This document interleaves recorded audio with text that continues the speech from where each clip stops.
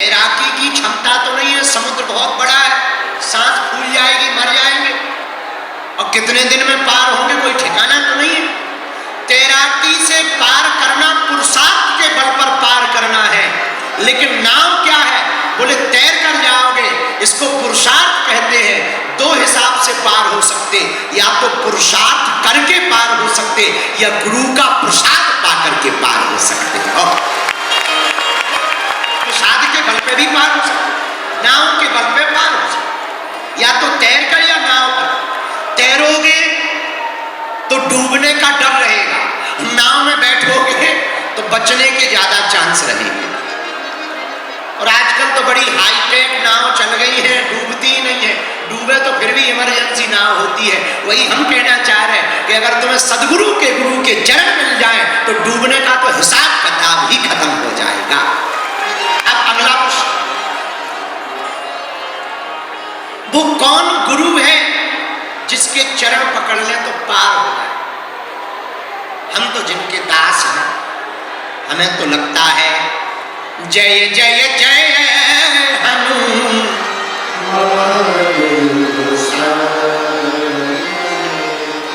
कृपा करहु गुरु देव की नारी,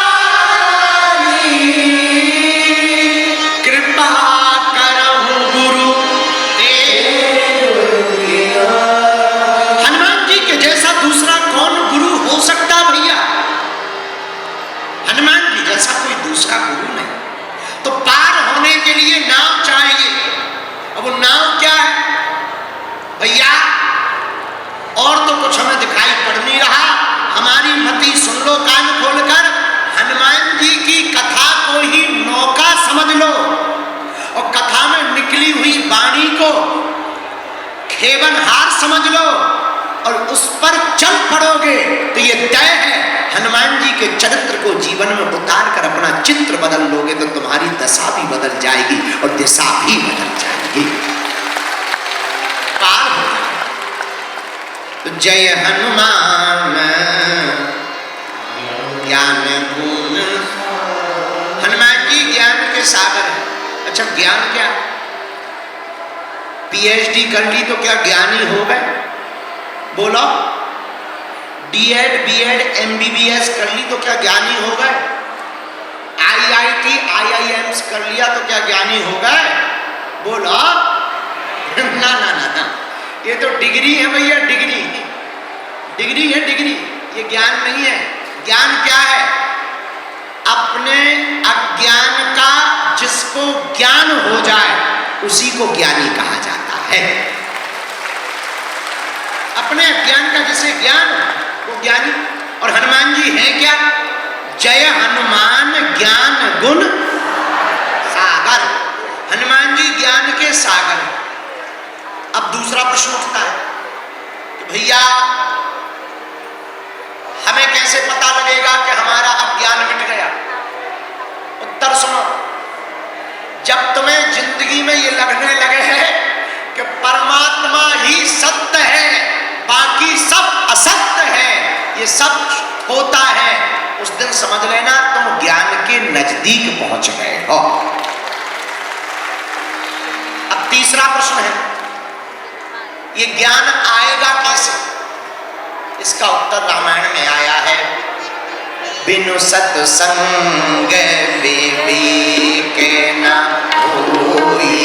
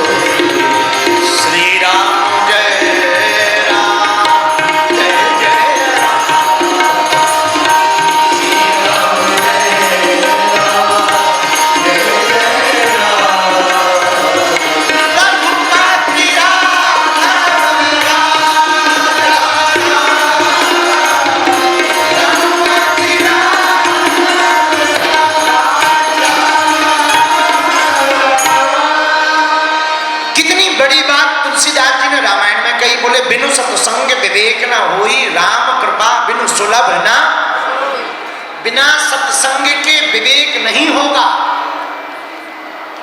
पर बोले सत्संग भी सबको नहीं मिलता है। बोले किसको मिलता है? बोले राम कृपा बिनु सुलभ ना। अच्छा बताओ, महाकुंभ में कितने लोग नहीं आए? करोड़ों लोग आए कि नहीं आए? बोलो हाँ या ना। ऐसे बैठे हो जैसे पिट गए हो। अरे बोलो। अच्छा, महाकुंभ में करोड़ों लोग आए कि नहीं आए? आए कि नहीं? यही सामने हम अभी गए, भयंकर भीड़ है दरवाजे से, पंडाल पूरा भरा है, बाहर भी एकदम भयंकर भीड़ है। बैठे कितने?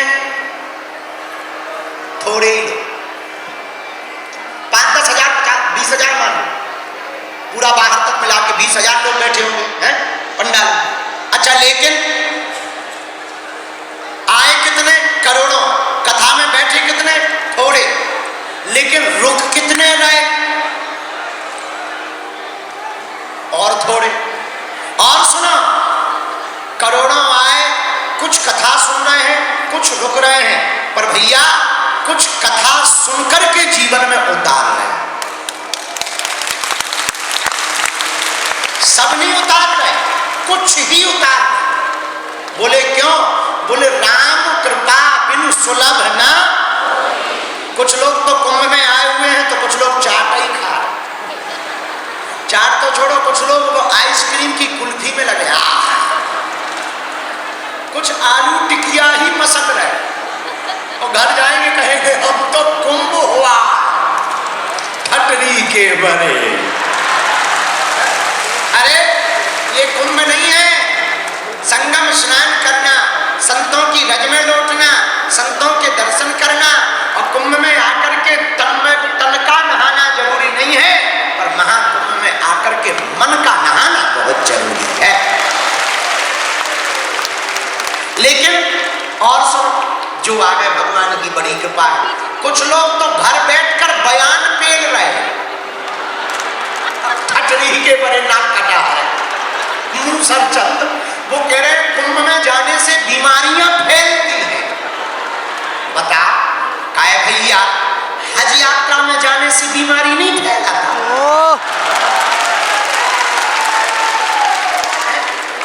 कुंभ भर में बीमारी फैला, तोरी न कटा मुंह सर चंद, तोरी ठटरी बरे। अब इसको क्या कहेंगे? चौपाई कहेंगे।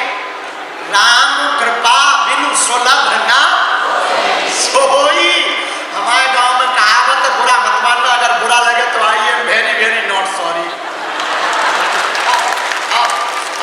भैया हमारे गांव में कहावत है, सभी कुतिया अगर प्रयागराज जाने लगे तो पत्री कौन छाटेगा?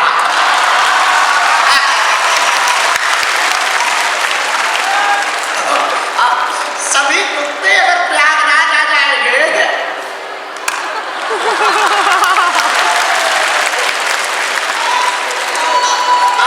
अच्छा, ये आप लोग गलत मत सुनना, जिन्होंने कमेंट किया हमने ये उनको नहीं बोला। नो नो नो, बाकी अगर आप समझ रहे हो तो सही समझ रहे हो।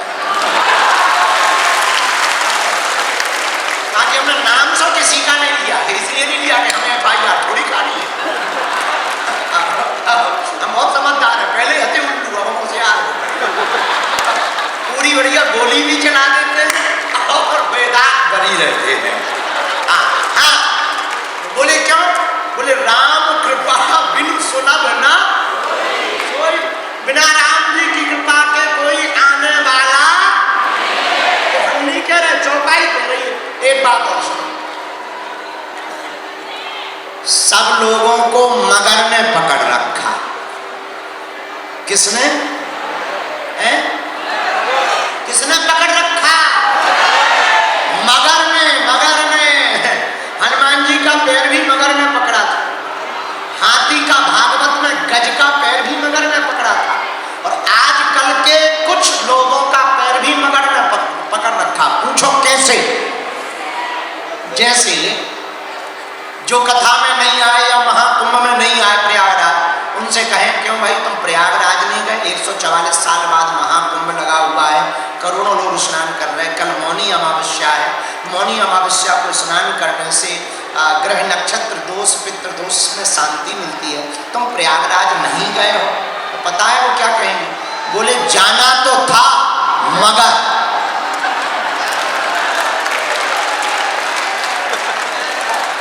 कुछ लोग कहते हैं कि नहीं नहीं हम तो पहुंच गए थे, गाड़ी 20 किलोमीटर पुलिस वालों ने बाहर पार्किंग में लगवा दी, मगर किसी से कहा जाए क्यों तुमने डुबकी लगाई, वो कहते गुरुजी हम कुंभ में संगम तक पहुंच गए मगर। देखो सबका पैर पकड़ रखा कि नहीं? तो तुम उन भाग्यशालियों में से एक हो जिन पर राम जी ने कृपा की है, इसलिए तुम कथा में बैठे।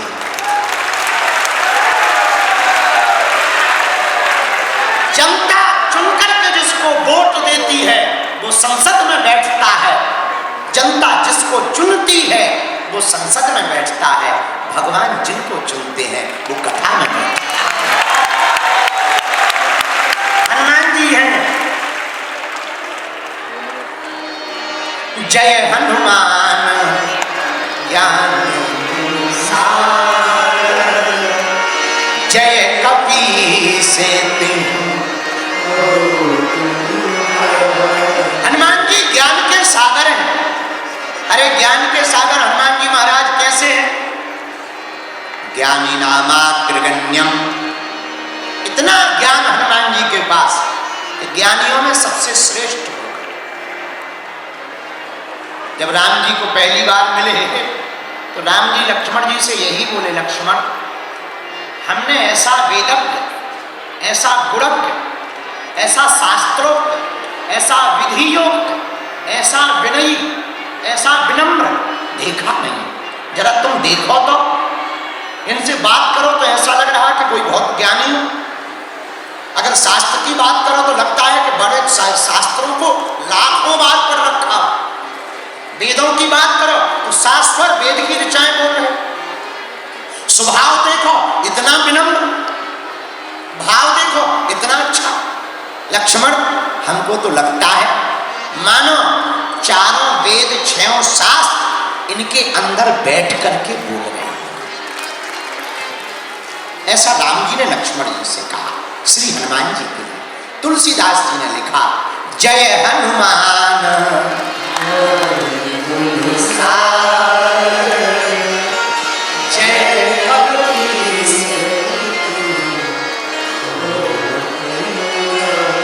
यही हनुमान जी महाराज तीनों लोकों में राम नाम का उजियारा करने वाले। क्या करने वाले हैं बोलो? अच्छा, तीन लोकों में उजियारा किया। गगन में मारी एक उछाल, गगन में जाकर आकाश में जाकर के सूर्य को खाकर के राम नाम का उजियारा किया। ब्रेकफास्ट में ही सन को खाकर सूर्य को, बाद में उबला, जब बहुत निवेदन हुआ तब छोड़ा। आकाश में भी राम नाम का पताका, पाताल में भी यही रावण को मार करके राम नाम का पताका फहराया, और पृथ्वी में लंका जा करके अपनी पूंछ से रावण की मूंछ उखाड़ करके पताका फहराया। तीनों लोगों में हनुमान जी ने पताका फहराया। हमने ये चौपाई क्यों ली?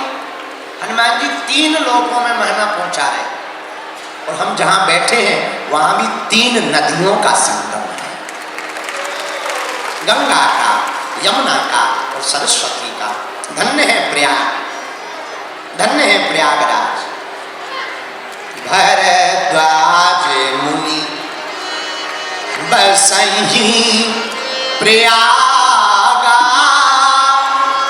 तिनहि राम पद अति अनुरागा। भरद्वाज मुनि बसहि प्रयागा, तिनहि राम पद अति अनुरागा। भरद्वाज मुनि प्रयाग में बसते, और प्रयाग की महिमा बड़ी अद्भुत है भैया। 1000 बार तुम गंगा जी के स्नान करो, 1000 बार। 100 बार तुम माघ के महीने में गंगा जी के स्नान करो, बैसाख के महीने में तुम करोड़ों बार गंगा जी में स्नान करो तो जो पुण्य फल तुम्हें बैसाख के महीने में 1 करोड़ बार गंगा स्नान करने का प्राप्त होगा, वो फल महाकुंभ में केवल 1 डुबकी लगाने भर से प्राप्त हो जाए। ये हम नहीं बोल रहे हैं, आप हमारी बात मत मानिए कि हम बोल रहे हैं, ना ना ना, ऐसा स्कंद पुराण बोल रहा है। 1 डुबकी लगाने का ये पुण्य फल है प्यार। भैया तुम 1000 गायों को दान गोपाष्टमी को करो, 1,00,000 गौओं का दान तुम मकर संक्रांति को करो, 7,000 तिल के बहार तुम ब्राह्मणों को मकर संक्रांति को तिल दान के रूप में दो, तो जो पुण्य तुमको 7,000 पर्वत तिल के बनाकर दान देने का मिलेगा, वो प्रयाग में कुंभ में एक संत को मात्र भोजन कराने से प्राप्त हो जाएगा। ये महिमा है कुंभ, ये महिमा है प्रयागराज। किसकी महिमा है? जोर से बोलो ना, प्रयागराज। प्रयागराज की महिमा का साधक कहता है, माघ मकर गत रवि जब होई,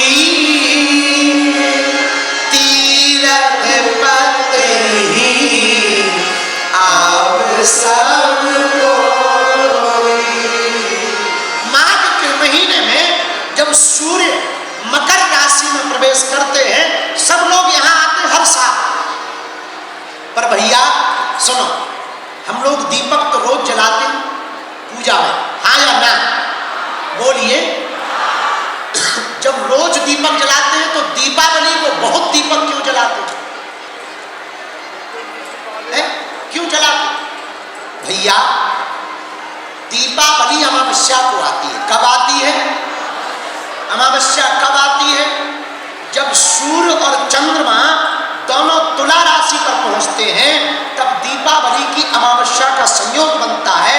और उस दिन जो भी एक दीपक जलाता है, एक दीपक प्रज्वलित करता है, उसे करोड़ों गौ माता का दान देने का पुण्य फल मिलता है और लक्ष्मी जी का वास सदा सदा के लिए घर पर रहता है। भैया उसी प्रकार यहां संगम में स्नान का प्रतिदिन का महत्व है, हर रोज का महत्व है। लेकिन जो भी महाकुंभ में या कुंभ में आकर स्नान करेगा, हम नहीं कह रहे हैं, आप पढ़िए शास्त्रों को। मत्स्य पुराण में वर्णन आया है, महाकुंभ में जो भी डुबकी लगाएगा, कुंभ में जो भी डुबकी लगाएगा, वो जन्म मरण के चक्कर से बच जाएगा। इसीलिए तो भरद्वाज मुनि कहाँ रहते? भरद्वाज मुनि बसहि प्रयाग, तिनहि राम पद अति अनुराग। भैया यहाँ केवल त्रिवेणी भर का संगम नहीं है, यहाँ एक बट है जिसका नाम है अक्षय बट। आपने सुना है ना? दर्शन किया? अक्षय वट का मतलब क्या होता है पता है तुम्हें? जिसके नीचे बैठकर जो भी कामना, कल्पना या जप, तप, ध्यान, दान, व्रत, संयम, यज्ञ, हवन, पुण्य, सत्कर्म करोगे, वो कभी क्षय नहीं होगा, कभी मिटेगा नहीं। उसी का नाम अक्षय वट कहलाता है। एक बात और सुनो भैया, हाथ जोड़ के प्रार्थना है, जितने रील वाले महाकुंभ आ रहे हैं, हम प्रार्थना कर रहे हैं। भैया तुम घर पर पाप करो तो संगम में कट जाएगा, पर अगर तुम संगम में पाप करोगे तो कहां कटेगा? इसलिए बड़ा सावधान रहना प्रयाग में, बुरा न मानना, बहुत सावधान रहना। जो साधु संत दिखे बस चरण पकड़ ले, अवहेलना मत करना, किसी की निंदा मत करना, किसी के ऊपर संगम है, ये महाकुंभ है। तुम घर पर जो पाप करोगे वो यहाँ कटेगा, लेकिन यहाँ अगर कोई पाप कर लोगे तो कहाँ कटेगा भैया। इसलिए यहाँ जितना हो सके नाम जप करो। ये कोई साधारण भूमि नहीं है प्रयागराज। यहाँ बगल में ही लेटे हुए हनुमान जी, रोज 1 लाख लोग दर्शन करते हैं लेटे हुए हनुमान जी का। भैया लेटे हुए हनुमान जी के 2 कारण हैं। यहाँ हनुमान जी विश्राम मुद्रा में, और हम लोग भी जिंदगी में जो कमा रहे हैं ना, जो खा रहे हैं ना, जो काम कर रहे हैं, किसके लिए करते हैं? आराम के लिए। महंगा मकान क्यों बनाते हैं? आराम मिले, हाँ या ना बोलो। बड़ी और महंगी गाड़ी क्यों लेते हैं? बोलो, आराम मिले। बढ़िया सा भोजन क्यों करते हैं? अरे भैया भूसा में भी तो पेट भर जाना। और हम लोग दाल चावल रोटी चटनी पनीर चकाचक पापड़ क्यों खाते हैं? क्या मिले? बोलो। हम लोग गर्मी में क्यों नहीं रहते? एसी लगा के क्यों रहते हैं? क्या मिले? और कौन कौन आराम चाहता है? जरा हाथ उठाओ जिंदगी में, हाथ नीचे कर लो। जिनने नहीं किया भगवान तुम ही देख लो। उपाय सुनो, आराम की तलब है तो एक काम कर, पूछो क्या? आ राम की शरण में राम राम कर।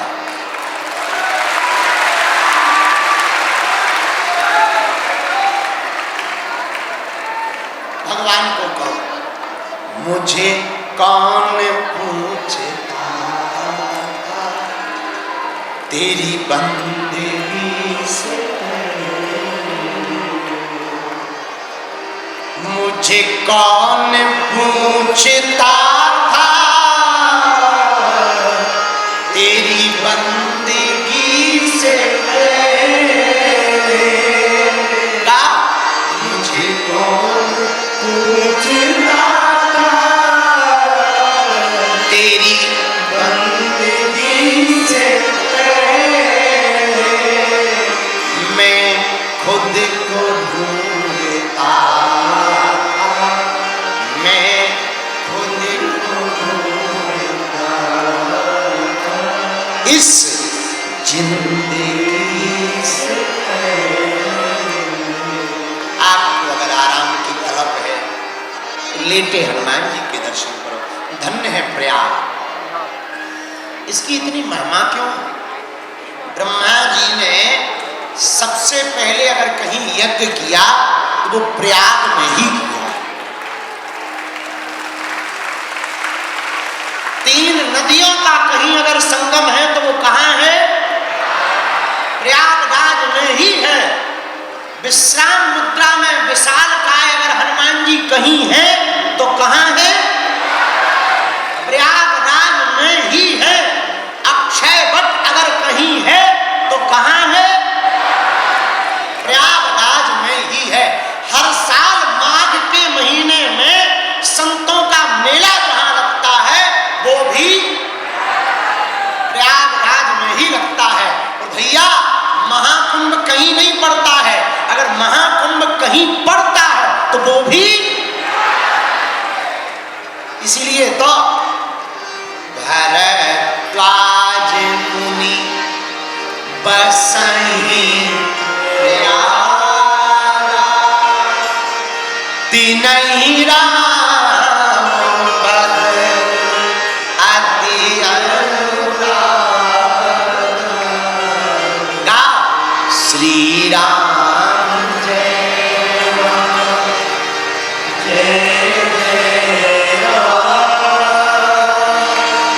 श्री राम जय राम जय जय राम। एक कारण और सुनिए प्रयागराज की महिमा। एक बार भगवान ने तीर्थों का राजा बनाने का विचार किया। सोचा किसको बनाया जाए? संगम के किनारे पर बसे प्रयागराज को तीर्थों का राजा बना दिया। आज से सब तीर्थ तुम्हारे आदेश पर चलेंगे। भैया इसलिए प्रयागराज की महिमा है। अलग अलग तीर्थों के दर्शन करने जाओगे, कोई छूट जाएगा, परेशान होगे, जा नहीं पाओगे, पैसा बहुत लगेगा, जेब में उतना रुपया है नहीं है, गरीबी बहुत है, कहाँ तक भटकोगे, कितने तीर्थ जाओगे, कहाँ कहाँ जाओगे। कुछ भारत में है तो कुछ अन्य देशों में भी है। हिमालय बहुत ऊंचा है, केदारनाथ बहुत ऊंचाई पर है, बद्रीनाथ बहुत ऊंचाई पर है। भैया इतने तीर्थ हम जा नहीं पाएंगे महाराज, बहुत परेशान है, कोई उपाय बताओ, एक ही जगह पर काम हो जाए। तो संत बोले भैया, भगवंत श्री ठाकुर जी बोले सुनो, किसी को कहीं भटकने की जरूरत नहीं है। जो भी कुंभ में आकर यहाँ डुबकी लगाएगा तो उन मनुष्य, नाग, गंधर्व और किन्नरों के साथ सब तीर्थ आकर के यहाँ डुबकी लगाएंगे, सब तीर्थ के जाने का फल प्राप्त हो जाएगा। कितनी बढ़िया बात। 5 किलो मेढक तौलना हो और अलग अलग मेढक रखोगे तो एक आध उचट ही जाएगा। 5 किलो मेढक तौलना हो और अलग अलग मेढक रखोगे तो एक दूसरा उचट जाएंगे। जब तक 5 किलो होगा तब तक फिर फटा। क्या करें कि 5 किलो मेढक की तुलाई हो जाए। एक काम करो, एक ही मेढक खोजो जो 5 किलो का होगा। एक पकड़ो। हम नहीं कह रहे, संत कह रहे, एक ही साधे सब सधे, सब साधे सब जान। जैसे हमको मान लीजिए मिनिस्ट्री में किसी से काम करवाना हो और 4-5 मंत्रियों से करवाना हो, अलग अलग मंत्रियों के पास जाएंगे, परेशान हो जाएंगे, कोई मंत्री मिलेगा नहीं, कोई टाइम नहीं देगा, कोई कुछ करेगा, कोई कुछ कहेगा। क्या करें? एक उपाय है, मुख्यमंत्री को पकड़ लो। मंत्री कहां हाजिरी लगाने जाते हैं? किसके पास जाते हैं? बोलिए बोलिए बोलिए। बहुत मुख्यमंत्रियों से काम पड़े, अलग अलग प्रदेश में जाएंगे, टाइम देंगे नहीं देंगे, पर मिलना जरूरी है। तो क्या करें? प्रधानमंत्री को पकड़ लो, झंझट खत्म। उसी प्रकार बहुत तीर्थ जा पाए ना जा पाए, एक काम करें, कुंभ में आकर के जब जो है महाकुंभ, पूर्ण कुंभ या अर्ध कुंभ पड़े तो कुंभ में आकर हम डुबकी लगा लें तो कहीं जाने की जरूरत नहीं है, यही सब प्राप्त हो जाएंगे। ये महिमा है प्रयागराज की। किसकी महिमा है? जोर से बोलो, जोर से बोलो। ये है महाकुंभ का मेला, ये है प्रयागराज का मेला, ये है प्रयागराज का मेला। आज हमने एक गीत बनाया, कहो तो सुनाए। जल्दी तो नहीं है तुम्हें? सुबह से हम ये आ गए, सुबह सुबह उठाया हमको, बोले गुरुजी चलो कुछ खटर पटर हो जाए। हम बैठे बैठे सोचे कि क्या करें, तो हमें एक गीत याद आया महाकुंभ के ऊपर।